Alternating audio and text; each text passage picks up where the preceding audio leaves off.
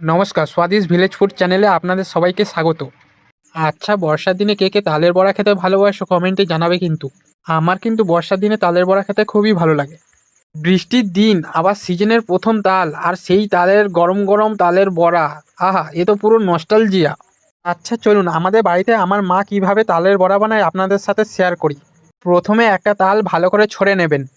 আপনারা এখানে 3:2:1 মাপে ব্যাটারটা তৈরি করবেন। যেমন এখানে নেওয়া হয়েছে 500 গ্রাম তালের ব্যাটারের মধ্যে 300 গ্রাম ময়দা এবং 200 গ্রাম সুজি।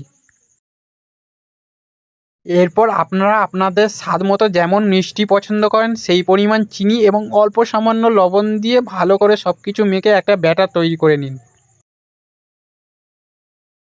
দেখুন, ব্যাটারটা ঠিক এমনটা হবে। এরপর কড়াইতে তেল গরম হয়ে গেলে আলুর চপের দোকানে ঠিক ফুলুরি যেমন বানাই ঠিক সেই সাইজের বড়াগুলো দিয়ে ভেজে নিন।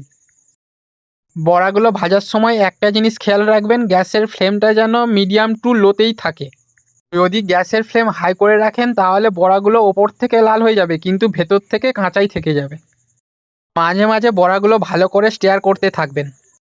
দেখুন তো বড়াগুলো কত সুন্দর ফুলেছে, পুরো যেন গোলাপজামুন মিষ্টির মতো। এবার বড়াগুলো ছাঁকনি দিয়ে ভালো করে তেল ঝরিয়ে তুলে নিন।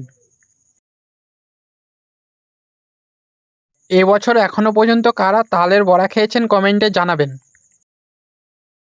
এরপর ঠিক ওই একইভাবে বাকি বড়াগুলোও ভেজে নিন। ভিডিওটি ভালো লাগলে লাইক কমেন্ট শেয়ার করবেন আর চ্যানেলটি সাবস্ক্রাইব করে পাশে থাকবেন।